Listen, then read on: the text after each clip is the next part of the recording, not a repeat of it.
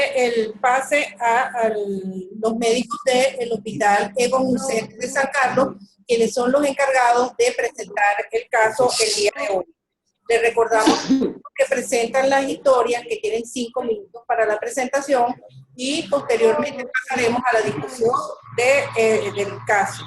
Y les recordamos a las personas que están conectadas con nosotros que si quieren hacer una pregunta o algún comentario, utilicen el dispositivo de levantar la mano que viene en esta aplicación. Asimismo, pueden hacer sus preguntas a través del chat.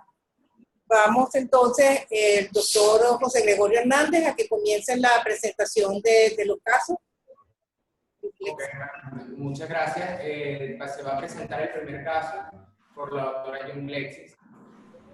Ok. Recuerda compartir la pantalla, por favor. Ok, ya vamos a compartir.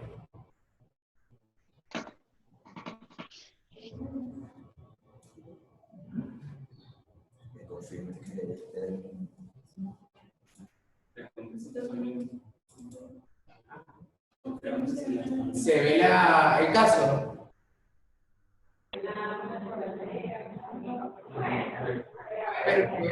¿El caso, doctora?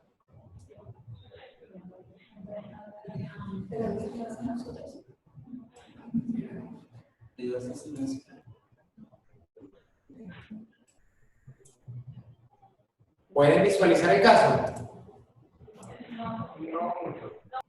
Ok, ya lo vamos a la segunda. Ya vamos a...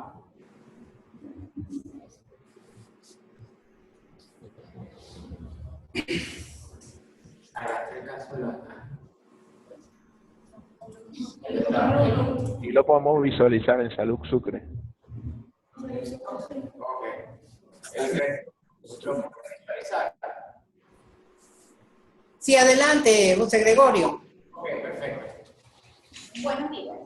El primer caso se trata de paciente de 33 años de edad, 2 gestas, una cesárea con fecha de última regla el 17 de junio del 2016, con un embarazo de 31 semanas más 4 días, quien refiere inicio de enfermedad actual el día 13 de enero del 2017, en horas de la mañana, presentando sangrados genitales escasos de característica rojo rutilante. Por este motivo, acude a la consulta que posterior a su evaluación se decide su ingreso. Entre los antecedentes personales pertinentes, durante el primer trimestre, el paciente refiere fiebre, rash cutáneo, prurito y cefalea, compatible con infección por Zika. Entre los antecedentes ginecológicos, una mamoplastia de aumento hace 6 años aproximadamente sin complicaciones. Una cesárea en el 2012 por representación podálica. Entre los antecedentes familiares, paciente fallecido hace 2 años por TBC pulmonar.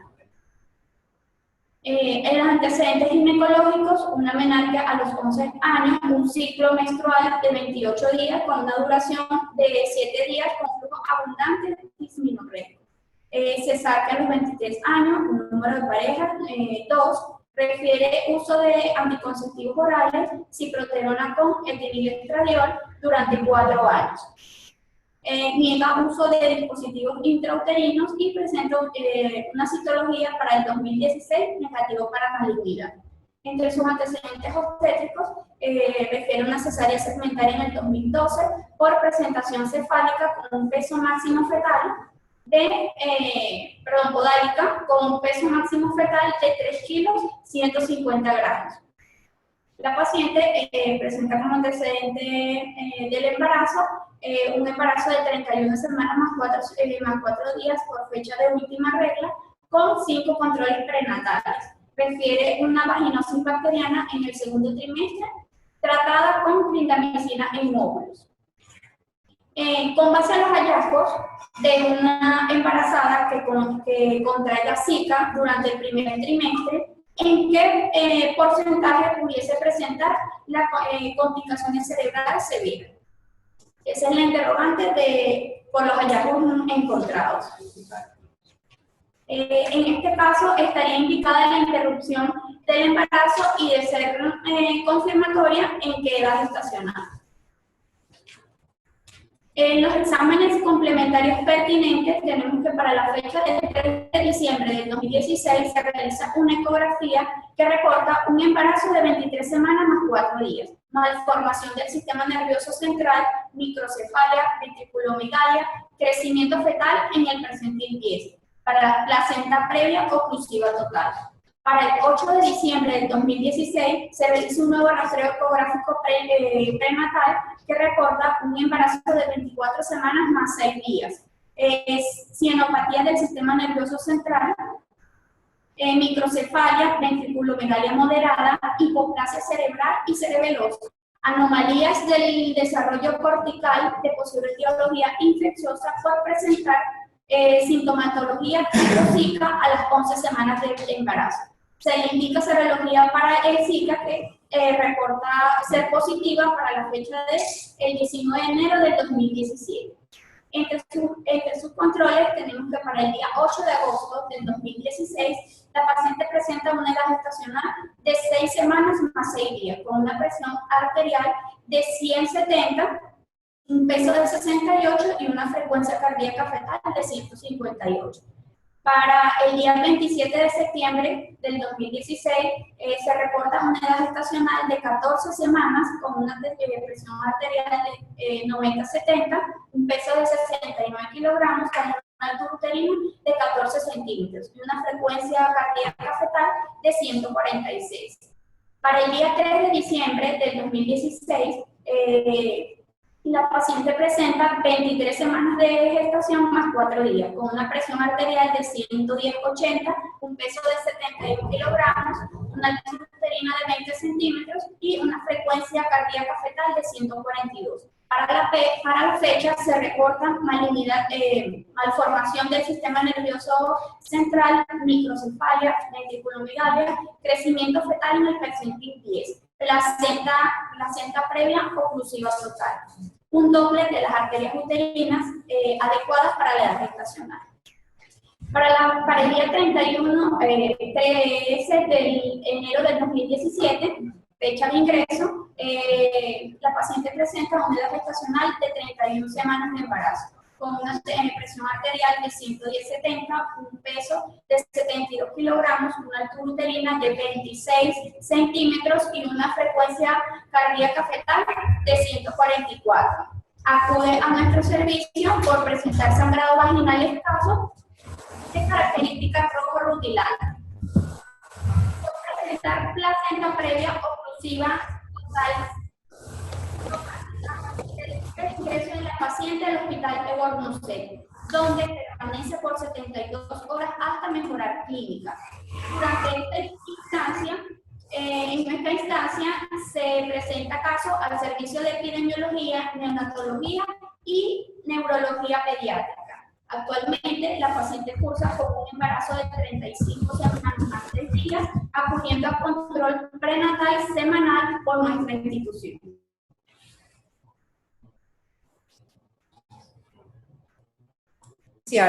¿El control prenatal de esta paciente lo realizaba un especialista o lo realizaban en un sitio de atención primaria?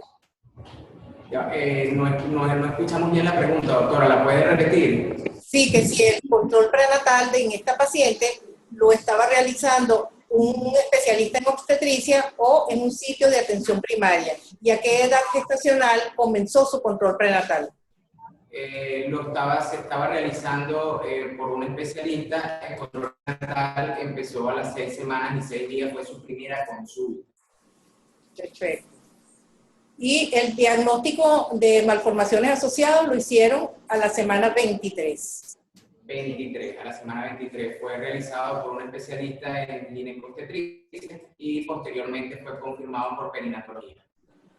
Les recuerdo a los participantes que si tienen alguna pregunta pueden hacerlo con el dispositivo levantar la mano o enviar su pregunta a través del chat. ¿Tienen alguna pregunta? En la evaluación, buen día, Rafael Cortés, jefe del Departamento de Obstetricia del Hospital Universitario de Caracas. En la evaluación ecográfica, además de la evaluación morfológica, ¿describieron algún cambio placentario? ¿O encontraron, tuvieron algún hallazgo a nivel de la placenta? No, ningún hallazgo a nivel de la placenta, o sea, bueno, aparte de la placenta previa, oclusiva total, pero no hubo ningún hallazgo aparte, ni calcificación, ni nada. Buenos días, es el doctor Jairo Fuenmayor, profesor de clínica obstétrica, y quería hacerles una pregunta. Por supuesto, la clínica de la placenta previa es una comorbilidad y es bastante evidente, pero quisiera saber si inmediatamente cuando la paciente presentó los primeros síntomas, que fueron el rash, la conjuntivitis, la fiebre, etcétera, se sospechó y dónde hicieron los exámenes confirmatorios de la paciente para el Zika. Ok, bueno, en primer lugar, la parte de los síntomas fue como un hallazgo, o sea, un interrogatorio, porque ella no lo comenta, sino hasta el momento donde se evidencian las malformaciones, donde tiene ya la complicación, es que indagando, ella comenta que tuvo esos síntomas.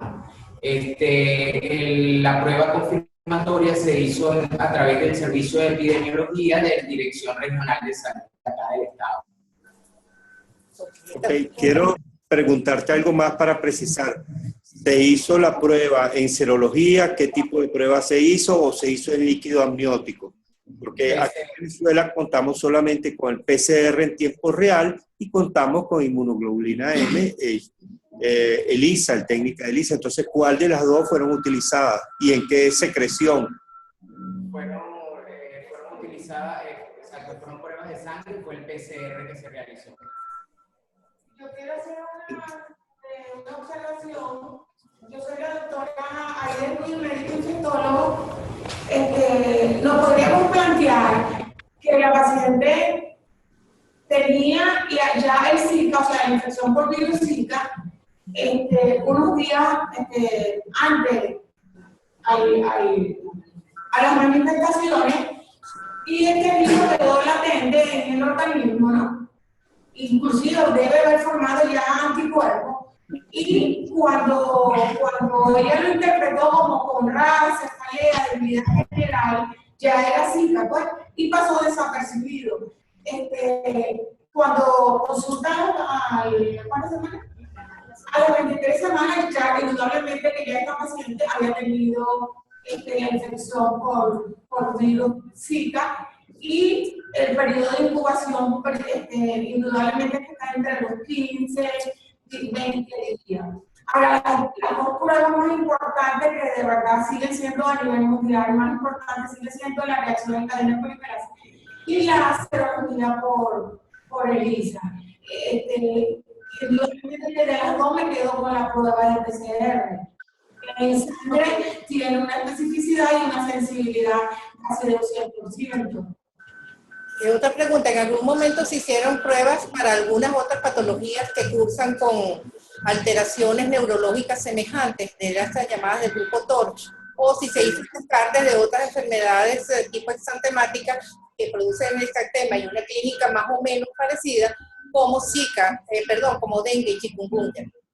Se le realizaron las de dengue y chikungunya, pero el TORCH no se lo pudo realizar la paciente en vista de que era costoso el examen para ella. Okay. Los amigos de COGEDE, si quieren pueden dejar de compartir la pantalla ya en este momento para poder vernos mejor. Dejar de compartir la pantalla del caso. Sí, yo quisiera saber, aparte del diagnóstico diferencial, por supuesto, el caso cuando se presenta de una forma muy explícita, un caso de Zika, pero quisiera saber si se descartaron otros, no solo el síndrome de TORCH, sino enfermedades como sífilis, que pueden dar también estas alteraciones del sistema nervioso central, o la farmacodependencia, la drogadicción, también como otras causas de malformaciones del sistema nervioso central, la intoxicación por cobre. Hay ciertos otros tipos de patología también que pueden presentarse y no definitivamente responsabilizar al Zika de todas estas malformaciones. Bueno, PDRL se le realizó, el cual fue no reactivo, se descartó sífilis y algunas, por lo menos, con cover, si no lo planteamos en ningún momento y no, de verdad, no se descartó. Farmacodependencia, bueno, sí se descartó y siendo negativa para ella. Simple con el interrogatorio. Bueno, esta parte es muy importante porque debemos tener en cuenta todas estas patologías y situaciones que se acaban de nombrar para tenerlas como un diagnóstico diferencial, porque no siempre, si no tenemos sobre todo a mano los diagnósticos confirmatorios, entonces es importante tener los diagnósticos diferenciales, clínicos por lo menos, que pudiéramos plantear en un momento dado en esta situación. Yo vi en las preguntas que ustedes establecieron acerca de la frecuencia de las malformaciones congénitas que se puedan presentar y además plantearon una segunda pregunta de si está indicada la interrupción del embarazo.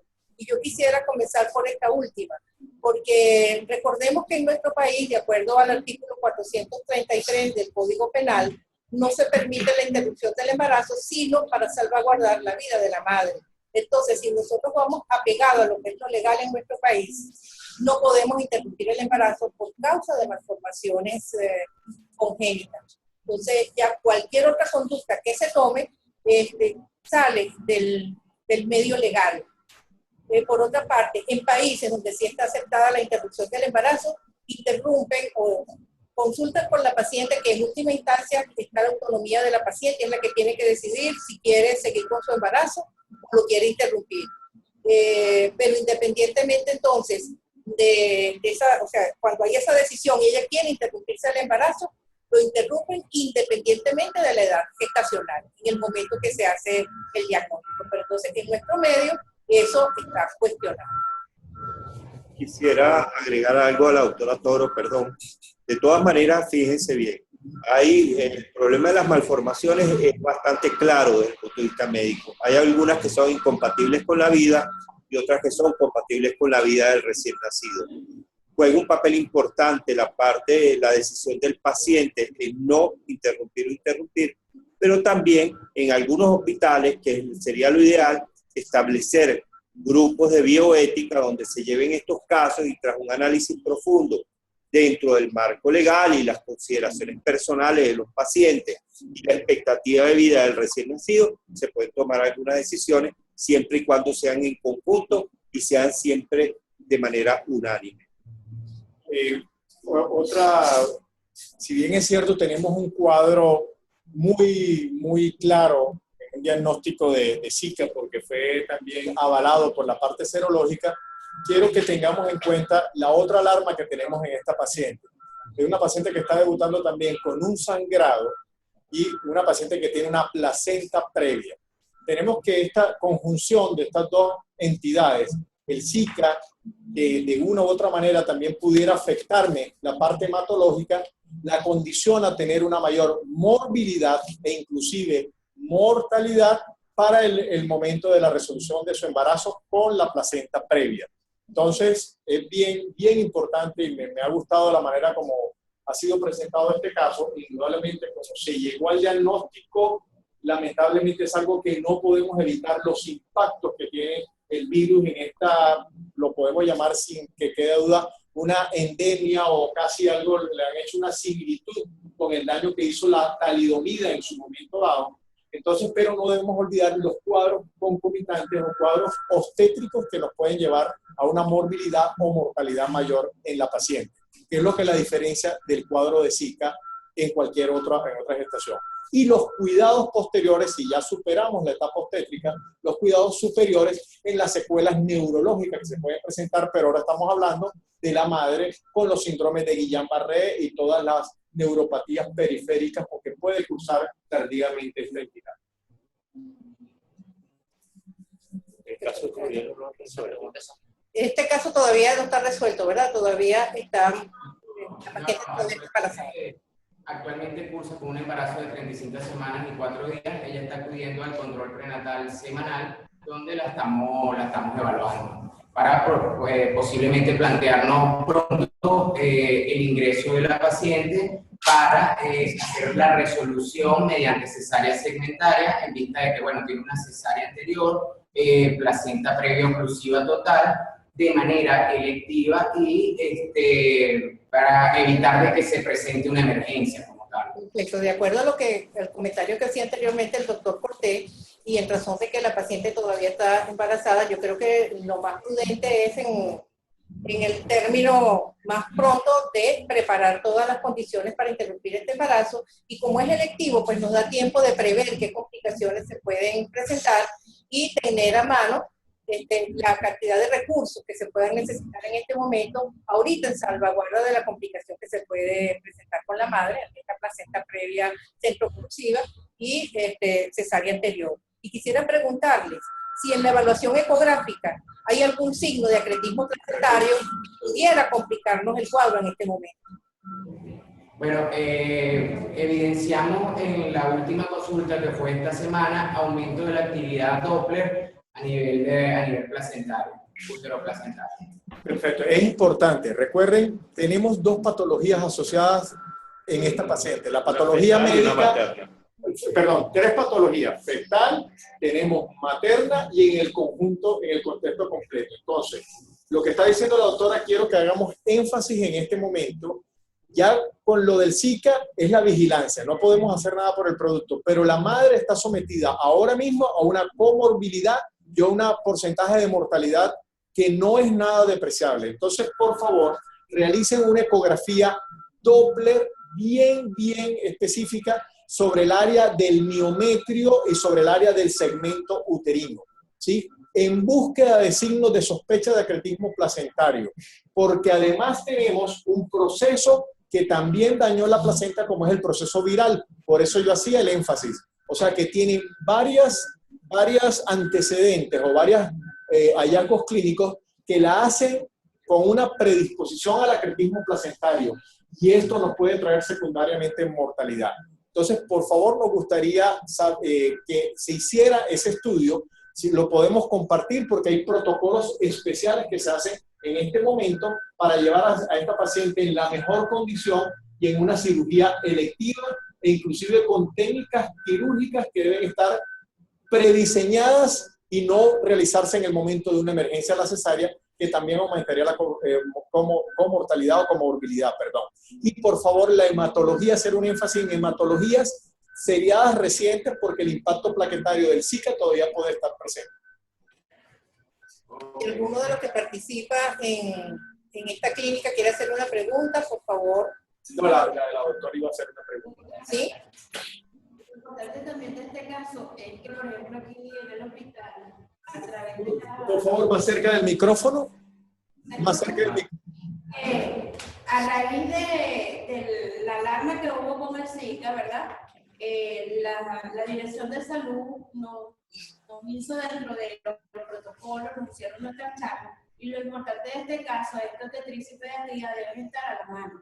Es decir, ahorita el producto no ha salido, ¿verdad? Pero los pediatras tenemos que estar al tanto, porque sí hemos tenido varios casos ya de microcefalia y que hemos visto que estos niños o las madres presentan cuadros febriles a veces sin ras cutáneo, y cuando vemos el producto que los pediatras nos llama la atención, nos damos cuenta que ya el bebé tiene problemas. Es decir, ¿qué es lo que está ocurriendo con el Zika? Que nos da una sintomatología como clínica perfecta para nosotros sospechar. A través de la Dirección de Salud, ¿verdad? Cuando el médico obstetra sospecha que hay una alteración placentaria o de crecimiento de recetas del feto, nosotros nos colocamos en alarma, y en esos casos se toman las muestras y se hacen todos los PCR a través de la vigilancia epidemiológica y se envían a Caracas. Ellos son los que nos confirman si o no se trata de el virus.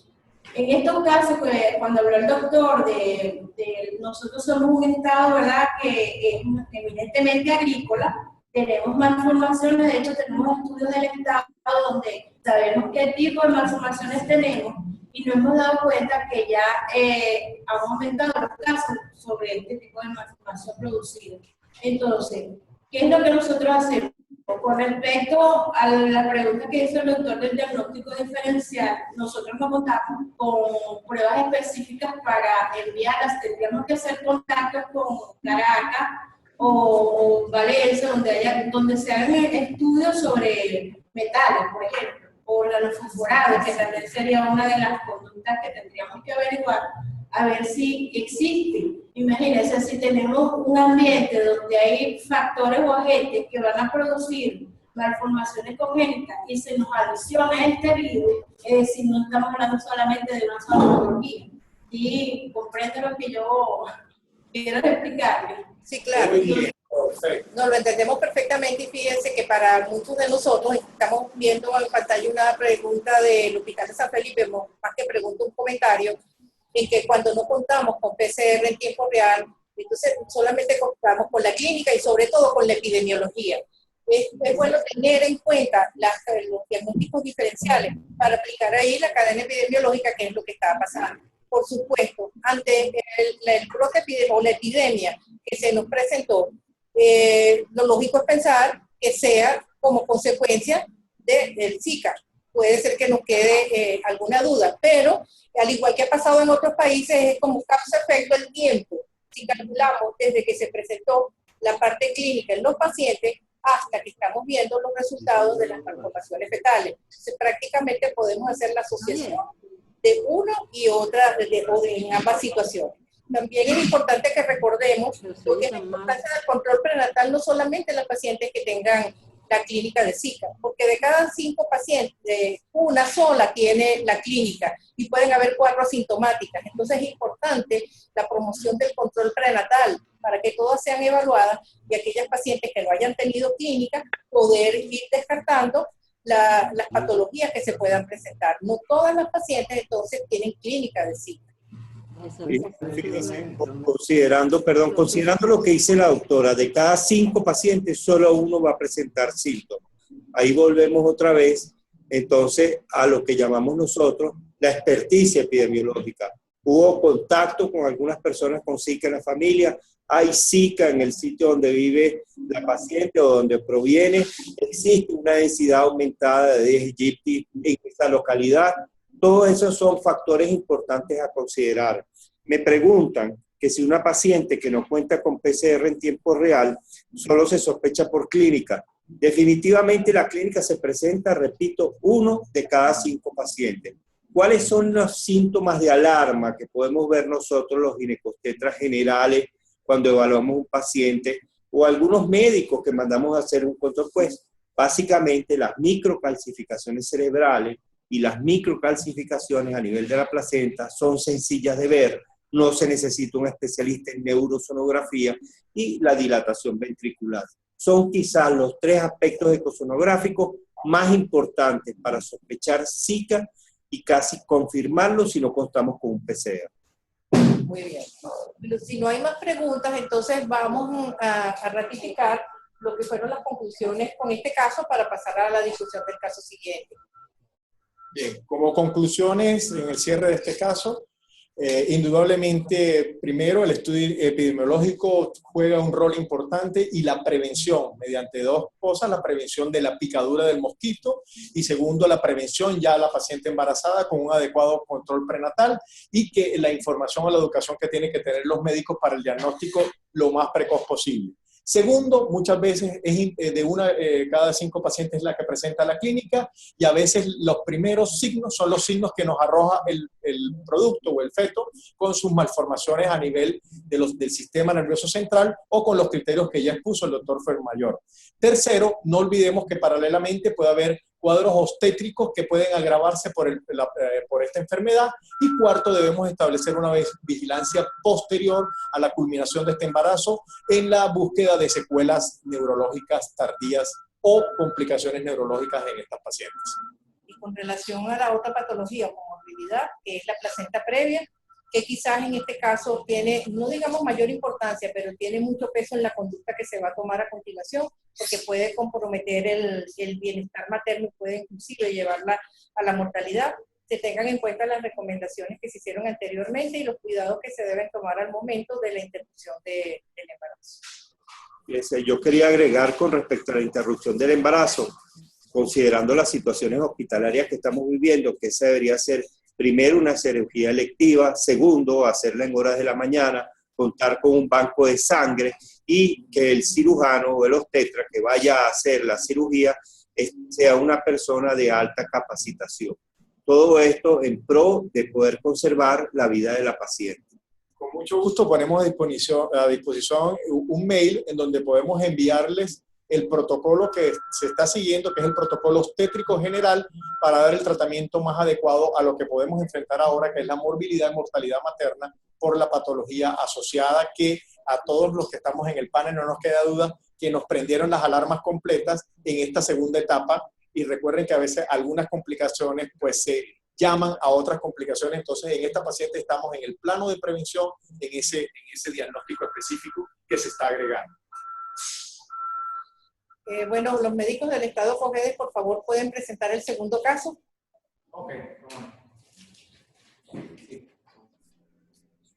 Ya vamos a iniciar con el segundo caso por la doctora Junglex. Sí, ya vamos a eso. Avísenme cuando la estén viendo, por favor. Ya la estamos viendo, pueden comenzar. Ok, perfecto.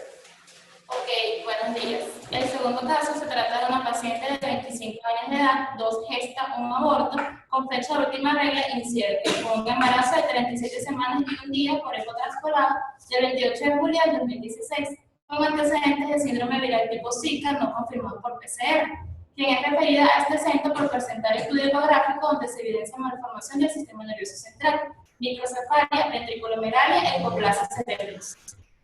En cuanto a sus antecedentes personales positivos, la paciente refiere a una sintomatología caracterizada por fiebre, prurito, ras cutáneo, mialgia y artralgia durante la semana 12 tras la gestación. En cuanto a sus hábitos psicobiológicos, la paciente niega lo que es el consumo de tabacos y alcohol y otras sustancias. En cuanto a sus antecedentes familiares positivos, la madre vive de 52 años de edad refiere a una sintomatología caracterizada por fiebre, ras cutánea, prurito, mialgias y artralgias de 1 semana de duración, asociada a la infección por Zika. Padre vivo desconoce la edad con antecedentes patológicos conocidos de diabetes tipo 2.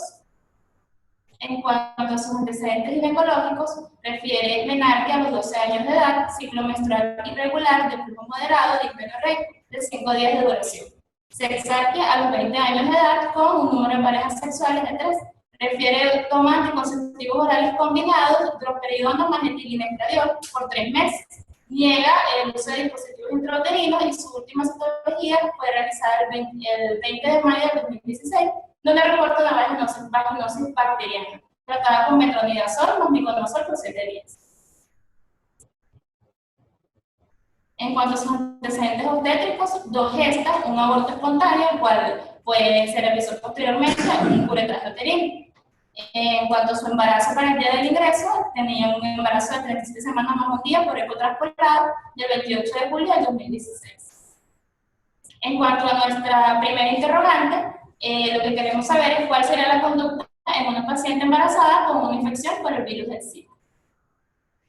En cuanto a los exámenes complementarios pertinentes, para el 20 de octubre del 2016 se realiza una ecografía del segundo trimestre, en donde reporta un embarazo de 24 semanas más 4 días por biometría fetal, malformación del sistema nervioso central, microcefalia más hipoplasia cerebrosa, un doble de arterias uterinas adecuadas para la edad gestacional y un crecimiento fetal en percentil 50. En vista de que la paciente refería el antecedente de una infección por el virus, de un síndrome viral tipo Zika durante el primer trimestre, se le solicita lo que es el perfil 2.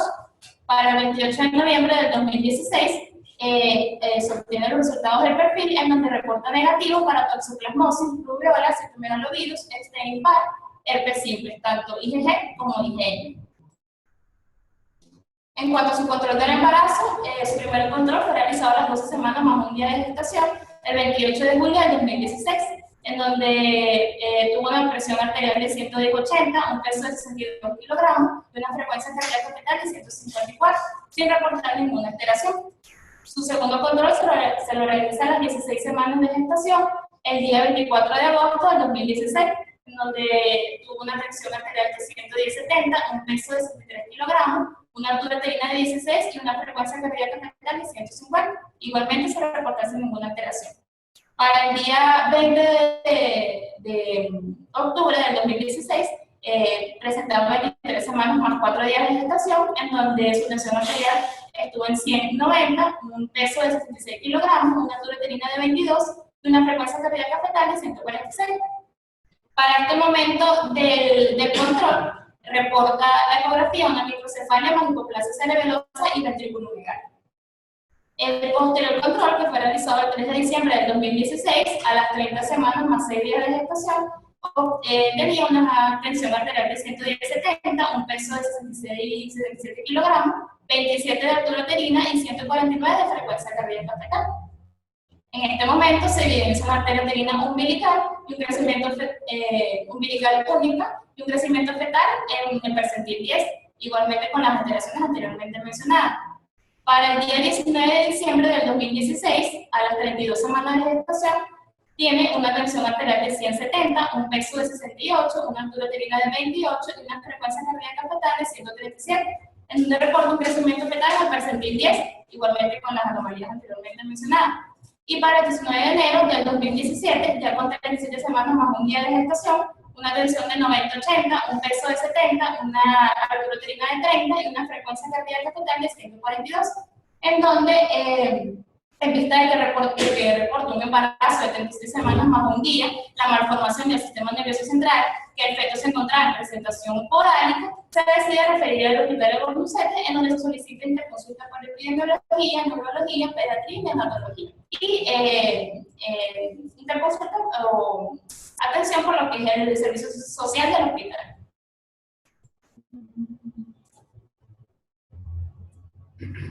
Para el día 25 de enero del 2017, la paciente inicia con contracciones uterinas y modificaciones cervicales. Por tal motivo, se decide trasladar a la paciente al área de sala de parto, en donde se decide resolución quirúrgica. Se realiza la cesárea segmentaria a las 9:45 p.m., obteniéndose recién nacido vivo, el cual lloró y respiró al nacer, de sexo masculino, con un peso al nacer de 2,750 kg, una talla al nacer de 51 centímetros, circunferencia cefálica de 31 centímetros, y una circunferencia abdominal de 35 centímetros. Quien es valorado por pediatría ingresa en servicio de neonatología el día 27 de enero del 2017. Presenta distensión abdominal con una circunferencia abdominal de 37 centímetros, vómitos de número de 3 y aspecto bilioso de aproximadamente 30 cc. Se coloca una sonda orogástrica con el cual se mantiene el gasto de 10 cc aproximadamente. Para el día 28 de enero del 2017 se realiza una rayos X abdominal y es evaluado por los cirujanos de pediatría, quien plantea un diagnóstico de obstrucción duodenal.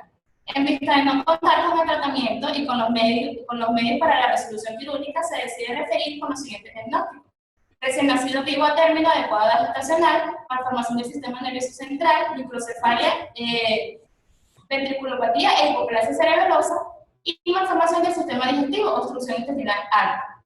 Atresia duodenal a descartar.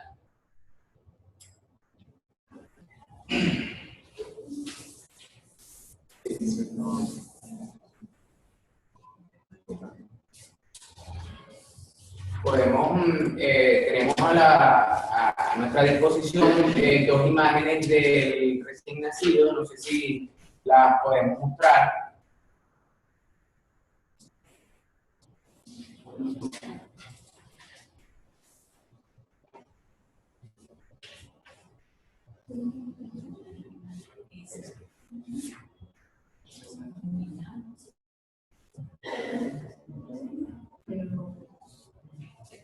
Sí. Okay. ¿Las pudieron observar las imágenes? Bueno, vemos algunas similitudes con el caso anterior.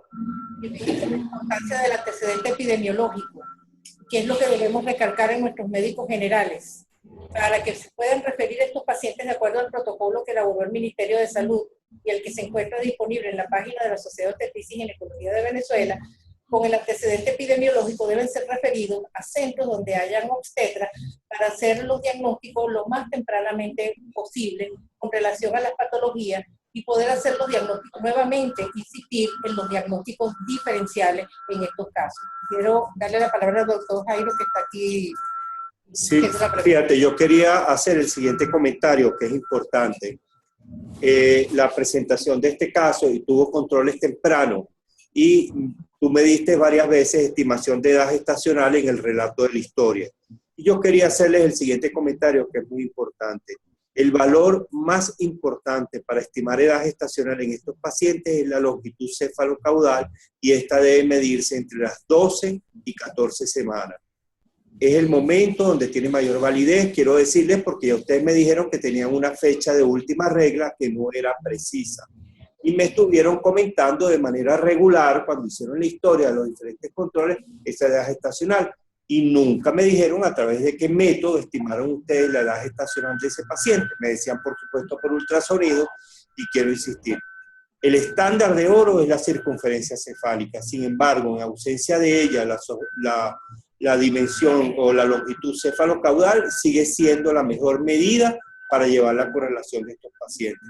Circunferencia abdominal y longitud femoral son otras dos medidas alternativas para estimar edad gestacional, pero no siguen siendo tan precisas como el diámetro biparietal. Quiero comentar que por ecografía extrapolada del primer trimestre por la longitud cefalocaudal, nosotros fuimos sacando el cálculo de la edad gestacional por cada consulta. Exactamente. Muy bien, porque no sé si quedó claro que la cefalocaudal solamente hasta la semana 14. De ahí en adelante el resto de los parámetros. Y cuando estamos sospechando una alteración en la cabeza, que si bien es el parámetro que más utilizamos, pero que puede también ser un poquito irregular porque la cabeza, por las malformaciones, muchas veces por la presentación o la situación, por la cantidad de líquido amniótico, etcétera. Entonces tenemos los otros parámetros y a medida que va avanzando el embarazo, entonces va perdiendo un poco de fidelidad lo que es la medida del diámetro biparietal exclusivamente.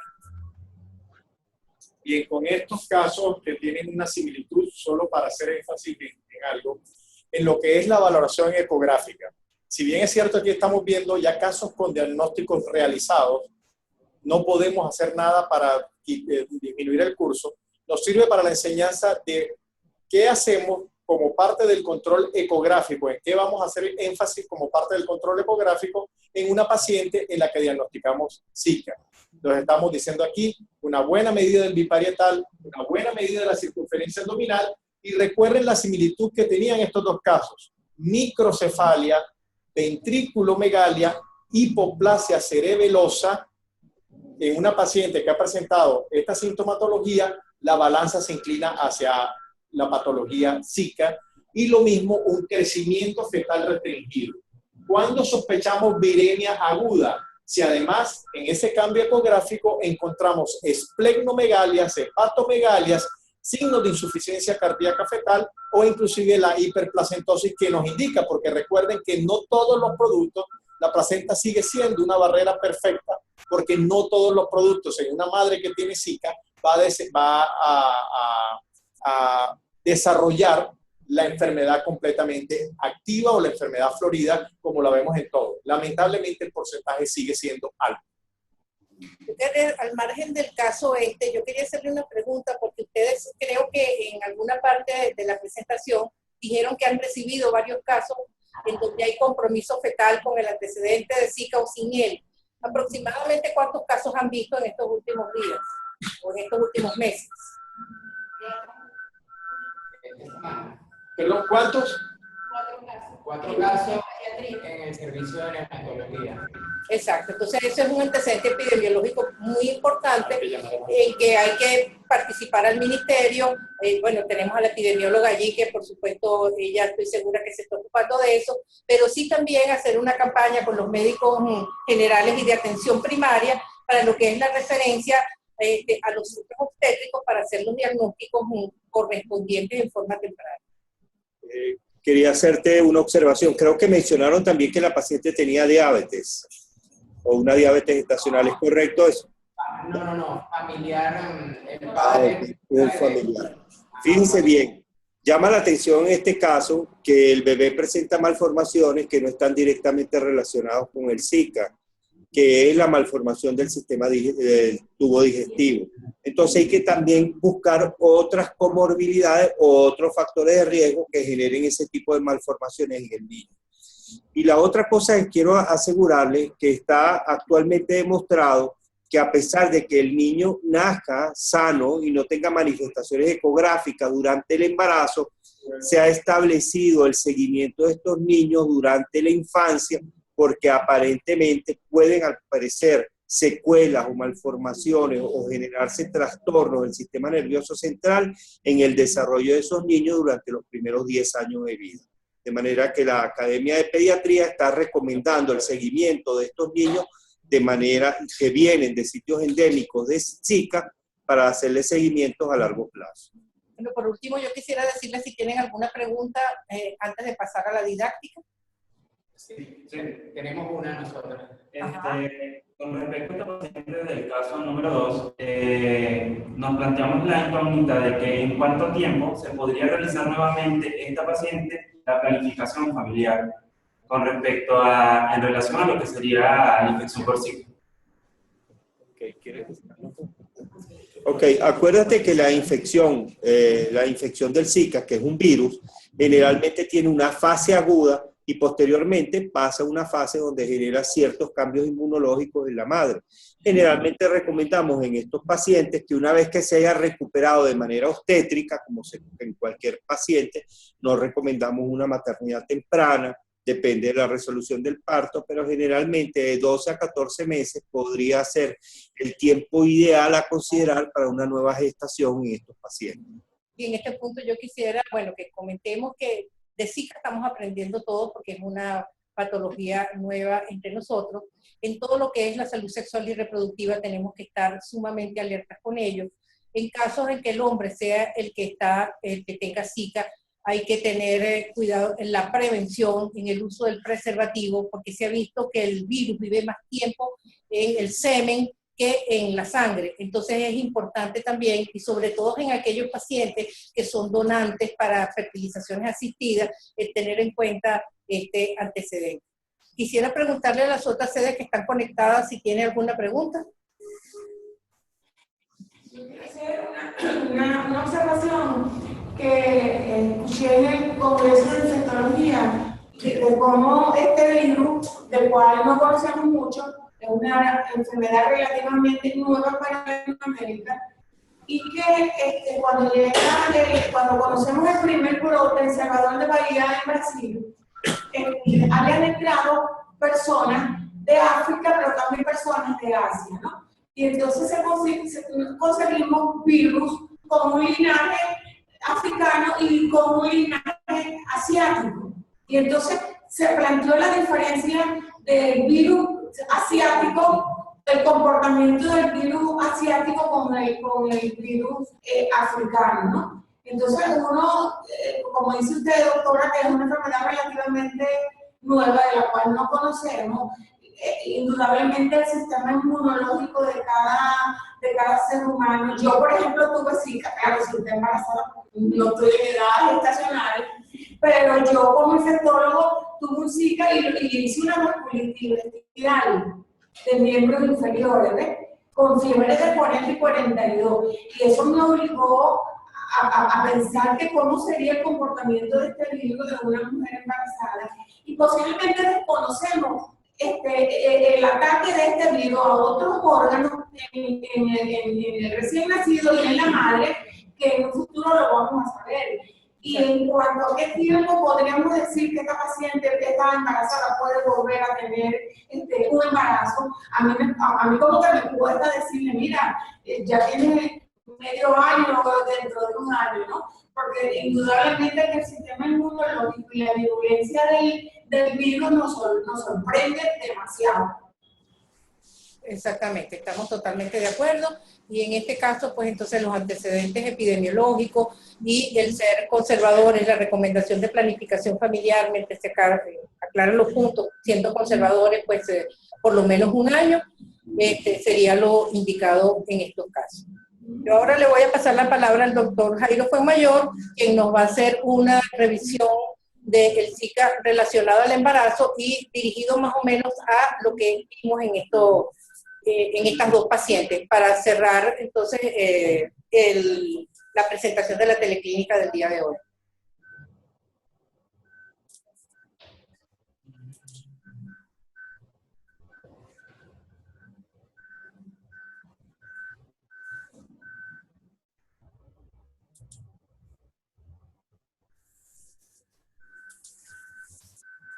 Permíteme para pasarlo de nuevo.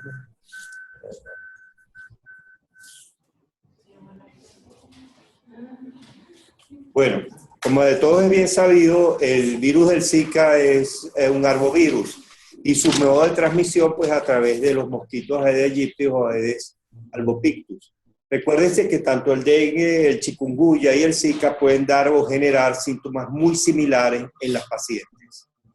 Tenemos entonces que quizá la forma de transmisión es lo más importante, donde podemos atacar hasta ahora este tipo de infecciones de carácter viral transmitidos por un vector.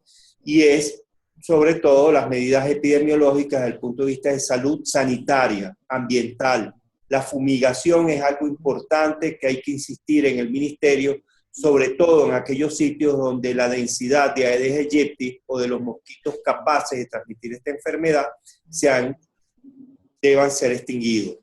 La transmisión directa materno-fetal es otra consideración importante, recordar que el virus puede atravesar fácilmente la placenta.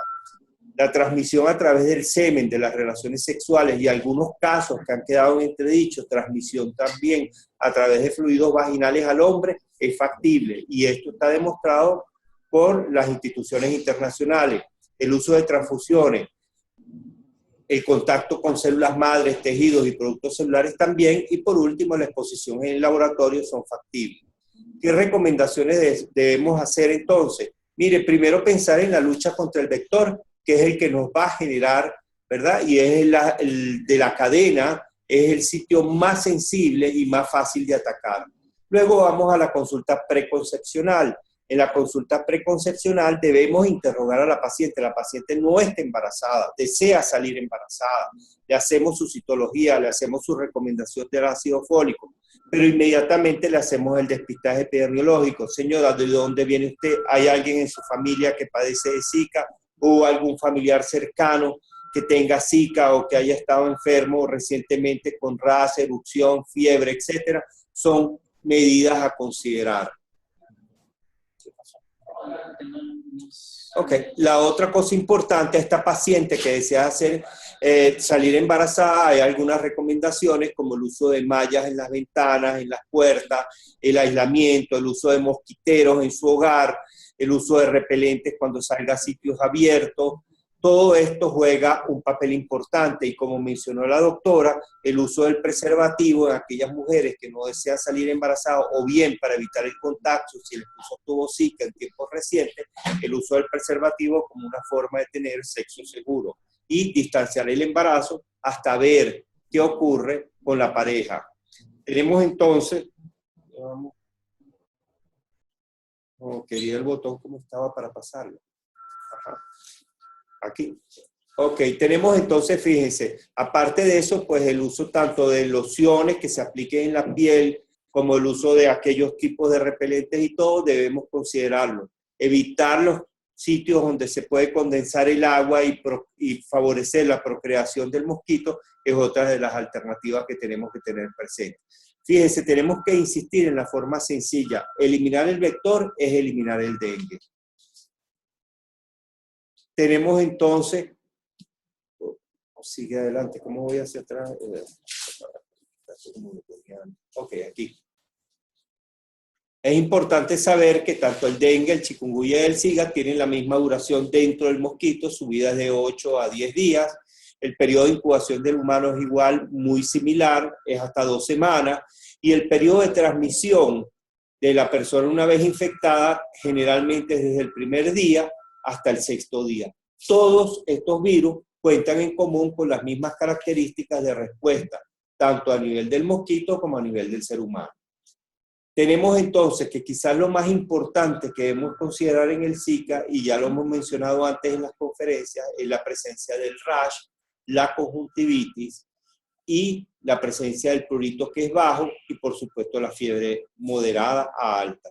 Son los 3 aspectos importantes. Sin embargo, esto no excluye a las otras 2 virosis que estamos enfrentando en estos momentos.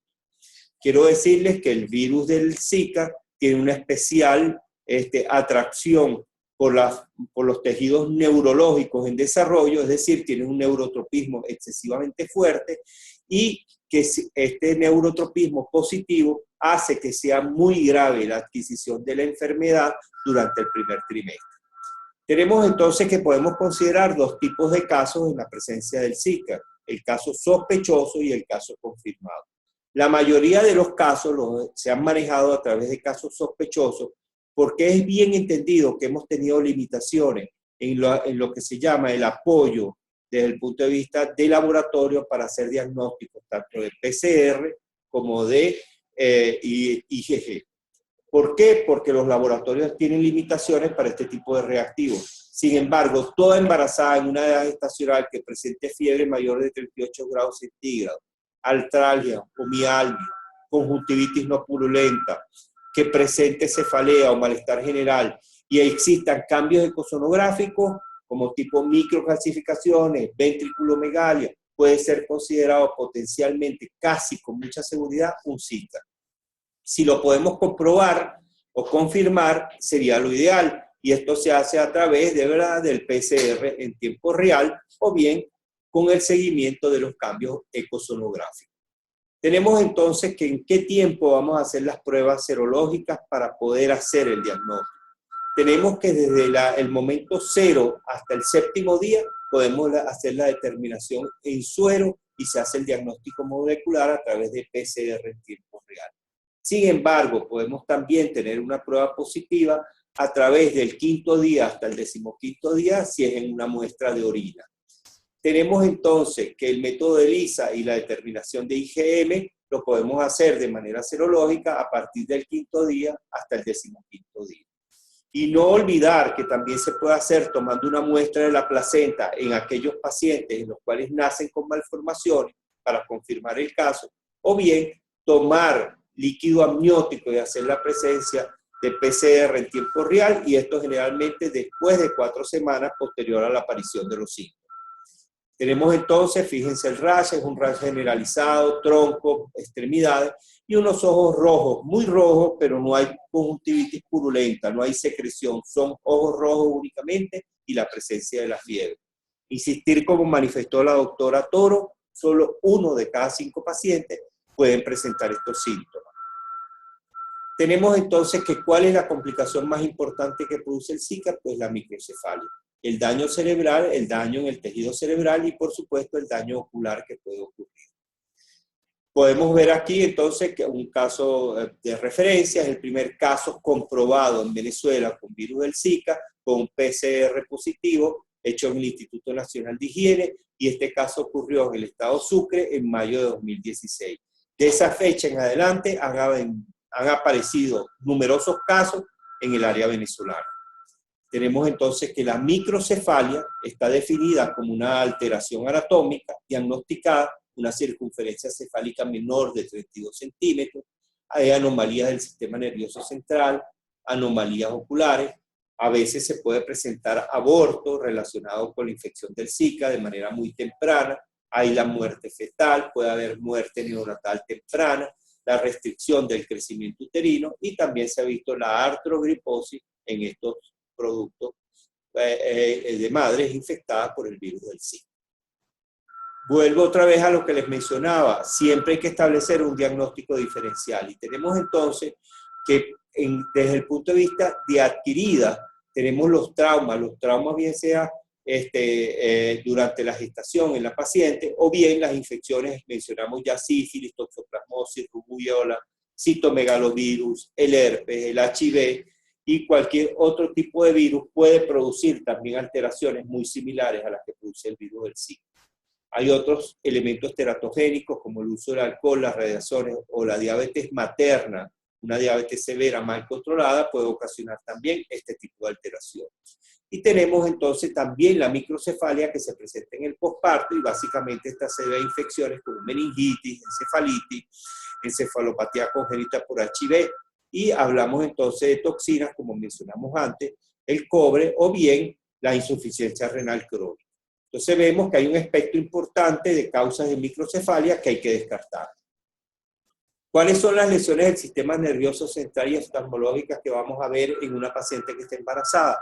Atrofia cerebral, ausencia de las circunvoluciones, calcificaciones, bien sea a nivel de la placenta o bien sea a nivel cerebral, la presencia de ventrículos grandes, asimetría entre los hemisferios cerebrales, algo que no mencionamos antes, pero que es muy importante para los que hacen neurosonografía, que es la agenesia del cuerpo calloso o del vértice cerebeloso, la hipoplasia cerebelosa, la falta de desarrollo del tálamo y, por supuesto, las manifestaciones oculares, que vamos a ver que las más importantes son la pigmentación moteada de la retina y la atrofia corioretinal.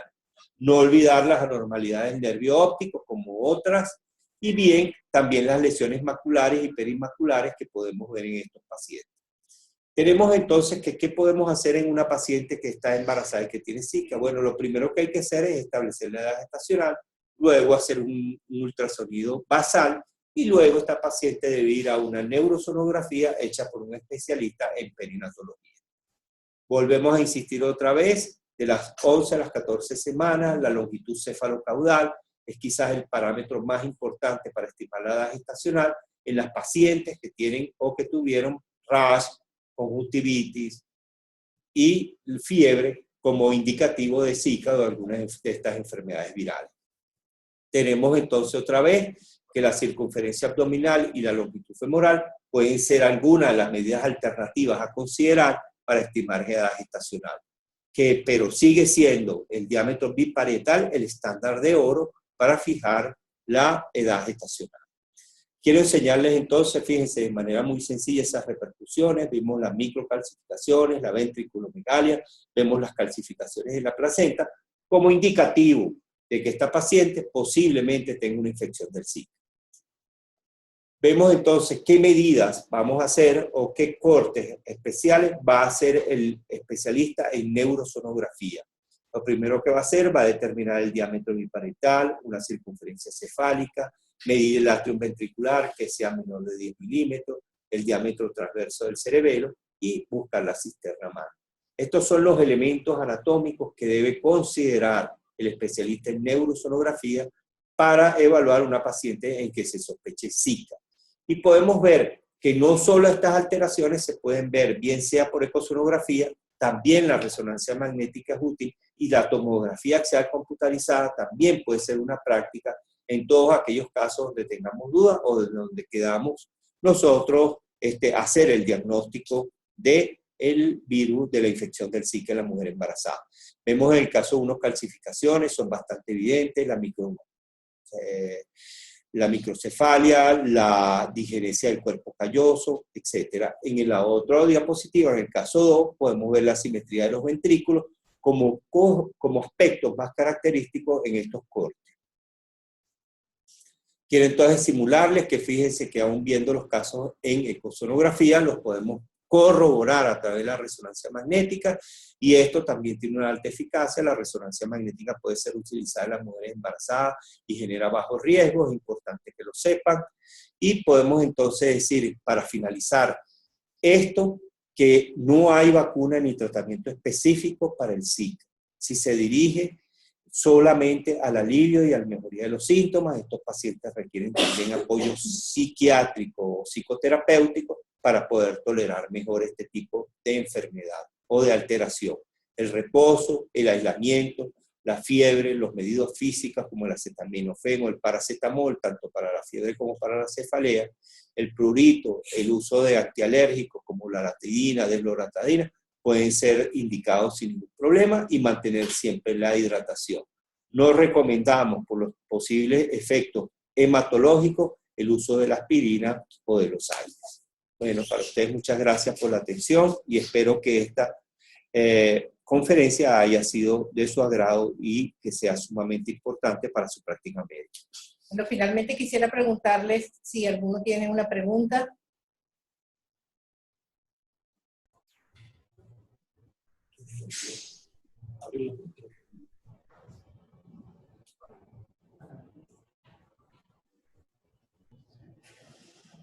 Bueno, yo quiero hacer un comentario, simplemente dar las gracias por la invitación y por orientarnos también y guiarnos a, por lo menos, menos la resolución del primer caso. Vamos a estar atentos y vamos a revisar las recomendaciones que nos dieron. Nosotros, bueno, yo me mantendré en contacto a la brevedad posible cuando realice la intervención. Perfecto. Yo también quiero recordarle, estamos hablando del ciclo en embarazada, pero tengan en mente que hemos detectado infecciones mixtas por virus Zika, virus del dengue en el mismo paciente, ¿no? Entonces, es la parte que nos pone a correr, porque indudablemente está la trombocitopenia, la leucopenia, las mismas manifestaciones, y se ha planteado ya pacientes con infecciones mixtas por virus Zika o virus del dengue. Totalmente de acuerdo, sí. Bueno, entonces de esta manera damos por finalizada la teleclínica ECO de embarazo de alto riesgo, no sin antes darle las gracias a aquellas personas que se han conectado en todas las clínicas con nosotros y dándole la bienvenida a esta teleclínica, a la Maternidad Castillo Plaza del Estado Zulia, a la doctora Isabel Torres y su grupo de la Universidad Lisandro Alvarado, a la doctora Yolimar Flex del Estado Vargas, que nos agrada muchísimo cada vez ampliar más en los estados venezolanos la participación en esta discusión de casos. Los invitamos a que si tienen algún caso que quieran discutir en conjunto con nosotros y todo este panel que se conecta con nosotros, estamos totalmente a la orden. Ya ustedes recibieron la invitación y saben cómo hacernos llegar el caso. Los invitamos a la clínica de pediatría de crecimiento y talla baja, que las cuales se realizan los primeros viernes de cada mes. Asimismo, ponemos a la orden el portal de SOS Telemedicina, donde también pueden encontrar cursos a través de la red, cursos MOOC, teleconferencias, teleclases, etcétera, los cuales compartimos con todo el país. El portal es sostelemedicina.ucb.be. Muchísimas gracias a todos por haber participado de esta teleclínica.